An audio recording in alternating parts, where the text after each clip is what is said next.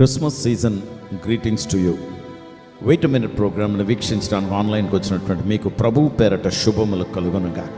ప్రియమైన వాళ్ళారా, నమ్ముతున్నటువంటి మనందరికీ కూడా యేసుక్రీస్తు వారు దేవుని కుమారుడని మనకి తెలుసు.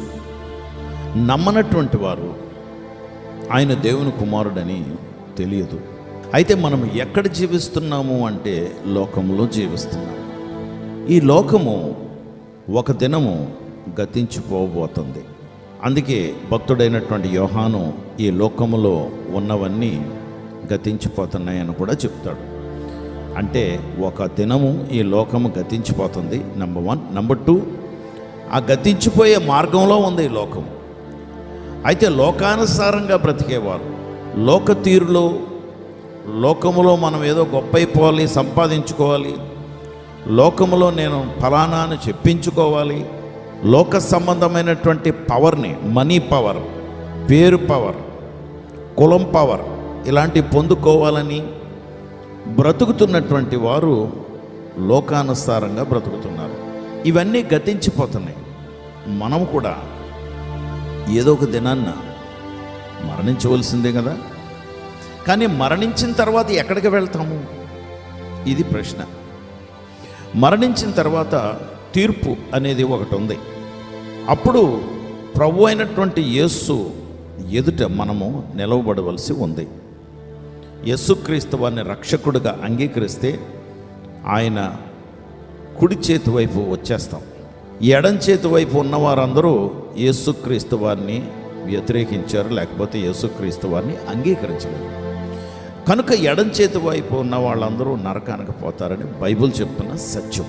అందుకే యోహాను మొదటి పత్రిక 5వ అధ్యాయం 5వ వచనంలో యేసు దేవుని కుమారుడని అంగీకరించిన వారు తప్ప లోకమును జయించువారు మరి ఎవరు? ఈ లోకాన్ని జయించటం చాలా ముఖ్యం. ఎందుకంటే లోకం చాలా రమ్యంగా కనబడుతుంటుంది, లోకం చాలా ఆకర్షణీయంగా కనబడుతుంటుంది. లోకములో బ్రతుకుతున్న మనము మన దృష్టిని ఆధ్యాత్మికమైనటువంటి దేవుని వైపు, ఆత్మ అయినటువంటి దేవుని వైపు మనము దృష్టి త్రిప్పటం చాలా కష్టం. కారణం ఏంటంటే మనల్ని పట్టుకుని the world and what it has to offer will draw our eyes. మన శరీరాన్ని, మన నేత్రాల్ని, మన కోరికలను లాగుతుంటుంది. ఇది చాలా పవర్ఫుల్. అందుకే చిన్న ఉదాహరణ చూడండి. పోర్నోగ్రఫీ సెల్ మీద కానీ మీ కంప్యూటర్ మీద చూస్తున్నటువంటి వారు మీ దృష్టి అక్కడ నుండి తీయలేరు. మీకు పెళ్ళి అయినా వయసుతో నిమిత్తం లేదు, స్త్రీ అయినా పురుషుడైనా యవనస్తుడైనా బరి తెగించి అదే చూడాలని వాంఛ కలుగుతుంటుంది. అది ఆకర్షణ. ఇది జయించాలంటే యేసుక్రీస్తు వారు దేవుని కుమారుడని నమ్మాలి. యేసుక్రీస్తు వారు దేవుని కుమారుడని నమ్మవలెను. నమ్మకపోతే లోకాన్ని జయించడం చాలా కష్టం, అసాధ్యం. ఓ చిన్న ఉదాహరణగా పోర్నోగ్రఫీ విషయం నేను వాడుకున్నానండి. చిన్న విషయం, సినిమాలు అవ్వచ్చు, లేదా ఏదైనా లోక సంబంధమైనటువంటి స్నేహం అవ్వచ్చు, ఏదో ప్రమోషన్ పొందుకోవటానికి ఏదైనా నువ్వు ఇతరుల గురించి చెడ్డ చెప్పన్నా ప్రమోషన్ పొందుకోవటం అవ్వచ్చు. లేదు పోనీ ప్రమోషన్ మామూలుగా పొందుకుంటున్నా, ఉద్యోగాన్ని సంపాదించడానికి అక్రమ మార్గాలు వెతుకుతూ నీకు లేని డిగ్రీ ఉందని, నీకు లేని అనుభవం ఉందనో, లేకపోతే నీ భార్యగా తెలియకుండా ప్రవర్తన, ఇలాంటివి రకరకాలుగా సాతాండు, దెయ్యం మనల్ని నడిపిస్తూ ఉంటాడు. కానీ యేసుక్రీస్తు వారు దేవుని కుమారుడు అని నమ్మినటువంటి వారు లోకాన్ని జయించారని భక్తుడైనటువంటి యోహాను చెప్తున్నాడు. ఆయన చెప్పిన మాట సత్యము అని నేను రూఢిగా నమ్ముతమే కాదు, సాక్ష్యమిస్తున్నాను. అవును, దేవుని బిడ్డలారా, లోకతీరులో బ్రతుకుతున్నటువంటి ఒకప్పుడు నేను బ్యాంకులో ఉన్నప్పుడు నాకు ఆ ప్రమోషన్లు మా హయ్యర్ అథారిటీస్ దగ్గర నుండి, అంటే మా పై అధికారుల దగ్గర నుండి మంచి పేరు సంపాదించాలన్నటువంటి విషయం తప్పించి, లోకంలో నా చుట్టుప్రక్కల ఉన్న వారు అందరూ కూడా ఇతను చాలా మంచోడని చెప్పించుకోవాలన్న విషయం తప్పించి, ఇలాంటి విషయాలు నన్ను నడిపించేవి. కానీ ఇవన్నీ నన్ను ఎక్కడికి నడిపించాయంటే అల్టిమేట్గా మరణానికి. ఆ మరణిద్దాము అనుకుని సూసైడ్ చేసుకుందాం అన్నటువంటి తలంపులు కలుగుతున్నప్పుడు యేసుక్రీస్తు వారికి ప్రార్థన చేసి, ప్రభా నేను చచ్చిపోతాను ప్రభా అని ఆయనతో చెప్పాను.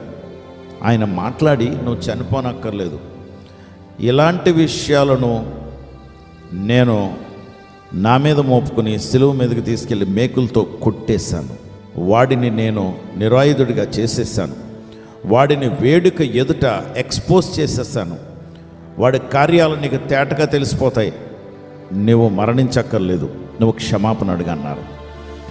ఏ రోజైతే నేను క్షమాపణ అడిగానో, నేను క్షమాపణ పొందినవాడిగా ఈరోజు ఇంచుమించు 30 సంవత్సరాలు అయిందండి నేను యేసుక్రీస్తు వారిని రక్షకుడిగా అంగీకరించి ఆయన పని చేసి, ఈ పని చేయడానికి నాకు ఎవరూ ఏమి డబ్బులు ఇవ్వక్కర్లేదు, ఆయన పోషిస్తారు. దేవుని బిడ్డలారా, లోకాన్ని జయించటానికి యేసుక్రీస్తు వారు దేవుని కుమారుడని నమ్మవలను. ఆయన దేవుని కుమారుడు కాకపోతే నేను జయించలేను, లోకంలో పడిపోతాను. దేవుని కుమారుడు దేవుని లక్షణాలు కలిగి ఉంటాడు కనుక నేను ఆయన లక్షణాలు కలిగి ఉన్నాను. ఎందుకంటే దేవుని కుమారుడైనటువంటి యేసుక్రీస్తు వారిని అంగీకరించాను కనుక, ఆయన లక్షణాలు నాకు పెట్టారు, నాలో ఉన్నారు కనుక, నాకు ఇచ్చారు కనుక నేను లోకాన్ని జయించాను. What about you? జయిద్దామని ఉందా? అయితే ఆయన దేవుని కుమారుడని గట్టిగా నమ్ము. నేను నమ్మినట్లు తప్పకుండా నువ్వు లోకాన్ని జయించావు. పరిశుద్ధుడ ప్రభా, నీకు వందనాలు, స్తోత్రాలు. ఈ మాటలు నాయన మీరు పంచుకోవటానికి ఇచ్చిన గొప్ప అవకాశమును బట్టి మీకు వందనాలు. నీ బిడ్డలకి ఆశ్చర్యమైనటువంటి మార్పును కలుగు చేసావు ప్రభా. వారు ఏ స్థితిలో ఉన్నా, ఏ పరిస్థితిలో ఉన్నా, ఎలాంటి ప్రాంతంలో ఉన్నా, వారిని లోకాన్ని జయించేవారుగా నువ్వు చేసావు ప్రభా. కారణము నీవు దేవుని కుమారుడు కనుక నీకు అసాధ్యమనేది ఎదియూ లేదు. నీ చేతులు పట్టుకుంటున్నావు ఈ ఉదయకాలం. మమ్మల్ని నడిపించండి, మీరు మహిమ పొందండి. యేసు నామములో ప్రార్థించి వేడుకొంచున్నాం తండ్రి, ఆమేన్.